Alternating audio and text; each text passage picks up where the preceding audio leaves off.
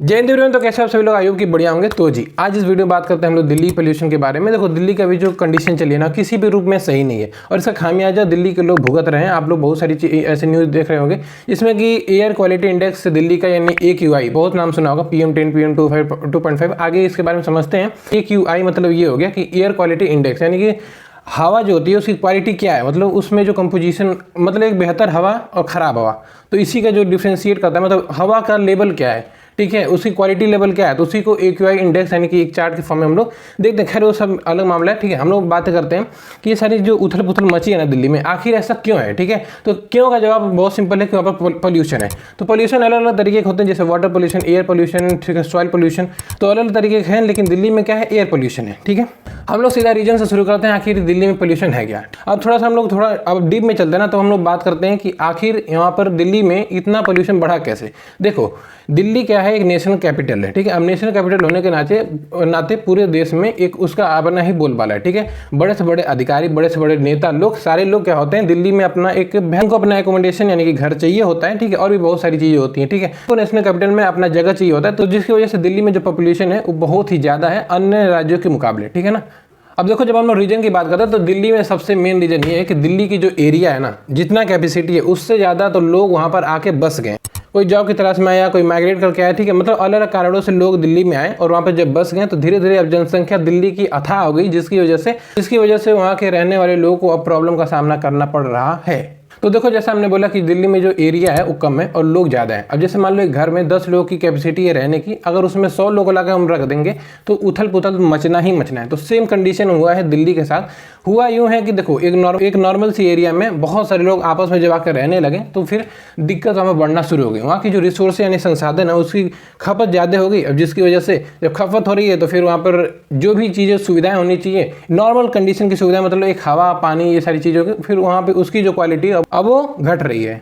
तो देखो साफ सीधी बात ये है कि वहाँ पर एरिया कम है, लोग ज़्यादा हैं। लोग ज़्यादा हैं तो वहाँ पर जो खपत है रिसोर्सेज की वो भी ज़्यादा बढ़ रही है। अब जिसकी वजह से जब खपत क्यों बढ़ रही है, क्योंकि सभी लोग अपना अपना संसाधन चाहिए होता है, ठीक है। अब आप सोचो कि दिल्ली जैसे एरिया में कौन रहना चाहेगा जिसके पास काफ़ी ज़्यादा पैसा हो और जो भी एक बेहतर जॉब कर रहा होगा, ठीक है। अब यही कंडीशन है, जब किसी के पास सुविधाएं होती हैं तो जब सुविधाएं होंगी तो उनके पास खपत भी ज़्यादा होगी। अब जब खपत कैसे होगी ज़्यादा, उनके पास अपनी व्हीकल होनी चाहिए, अपनी गाड़ी घोड़ा होना चाहिए, ठीक है। अब जब इस सारी चीज़ें होंगी तो फिर इसका इम्पैक्ट जो होता है वो नेचर पर देखने को हमें मिलता है, और जिसका परिणाम हमें अभी दिल्ली में जो देखने मिला पोल्यूशन उसके रूप में देखने को मिलता है। अब देखो गवर्नमेंट ने इसी चीज़ को देखा कि एरिया कम है, लोग ज़्यादा है, अब इसी चीज़ को दिल्ली को फैला दिया जाए। तो दिल्ली को जब बढ़ाने की बात है ना, तो आपने सुना होगा NCR यानी नेशनल कैपिटल रीजन, तो दिल्ली को फैला दिया गया, ठीक है, दिल्ली को बढ़ा दिया गया। तो फिर थोड़े दिन बाद गवर्नमेंट ने ये ऑब्जर्व किया कि अब ये भी एरिया भर गया, ठीक है, तो थोड़ा और बढ़ाया। तो जब इस बार बढ़ाया ना तो उसमें बोला गया कि जब अब हम बढ़ा रहे हैं, जिसे हम लोग नोएडा कहेंगे, न्यू ओखली इंडस्ट्रीज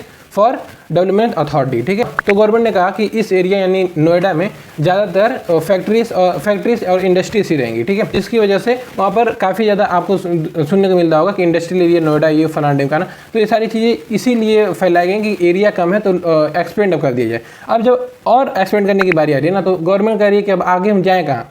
अब चारों तरफ से अलग अलग राज्यों की सीमा लड़ने लग रही है, तो हम जाएँ कहाँ। तो यही दिक्कत है कि एरिया कम है और लोगों की जनसंख्या ज़्यादा है। यही कारण हो रहा है कि दिल्ली के मेन पॉल्यूशन का सबसे मेन कारण, ठीक है। अब हम थोड़ा सा गवर्नमेंट के हिसाब से आते हैं, गवर्नमेंट क्या कह रही है, अलग अलग रिपोर्ट क्या आ रही है, तो बोल रहे हैं कि मोर व्हीकल है। अब मोर व्हीकल क्यों है, लोग ज़्यादा हैं तो व्हीकल तो ज़्यादा होंगी।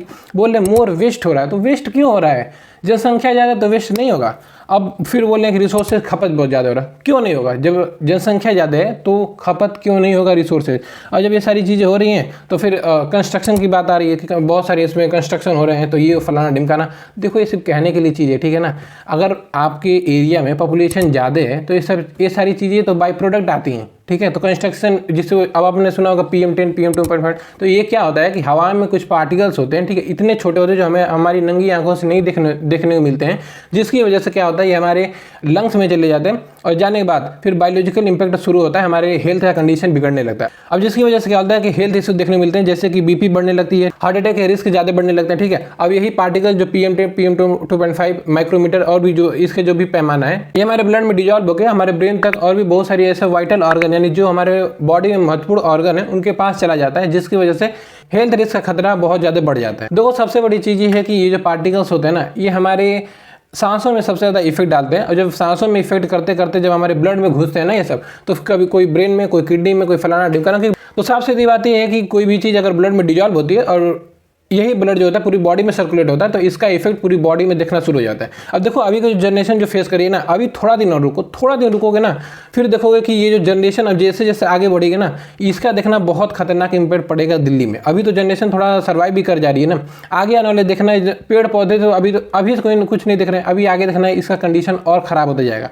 तो अब हम लोग सोल्यूशन की बात करते हैं कि आखिर इसका सोल्यूशन क्या है। तो सबसे मेन चीज़ प्रॉब्लम ये थी कि एरिया कम है, पॉपुलेशन ज़्यादा है, इसी को उल्टा करो, पॉपुलेशन को कम करना शुरू करो। कम कैसे होगा, थोड़ा लोगों को माइग्रेट करना शुरू करो। ठीक है, और एरिया को जितना हो सके, जितना अपनी कैपेसिटी, गवर्नमेंट अब इसमें हिस्सा लेगी कि क्योंकि ये सारी चीज़ें गवर्नमेंट ही करेगी। अब दिल्ली की जो एरिया है जितना हो सके उसको बढ़ाएं, ये गवर्नमेंट का स्टेप होना चाहिए। ठीक है, अब आगे हम लोग समझते हैं। अब तो सब बात की ये बात यह है कि गवर्नमेंट को जितना अपना एफर्ट देना चाहिए उसको उनको देना चाहिए, और गवर्नमेंट को थोड़ा मद्देनजर रखते हुए उनको थोड़ा साइड रख के अपने जितना पर्सनल इनिशिएटिव ले सकते हैं वो लेना चाहिए, सबको एक साथ मिलजुल कर। ठीक है, गवर्नमेंट और लोग जब मिल कर काम करेंगे तभी इसका सोल्यूशन निकलेगा, वरना काफ़ी आप लोग हाथ पे मारते रह जाइए, फिर यमुना साफ करिए, ये करिए, वो करिए, फलाना ढिमकाना, वो करते रह जाएंगे, उसका कोई इफेक्ट नहीं पड़ेगा जब तक कलेक्टिव बिलोंगिंग यानी सब लोग एक साथ अपने मिलकर अपना एफर्ट नहीं देंगे, गवर्नमेंट प्लस लोग। तो सौ बात ये बात यही है कि नेचर से अगर हम लोगों ने छेड़छाड़ किया है तो उसको सुधारने की जिम्मेदारी भी हमारी है, अगर नहीं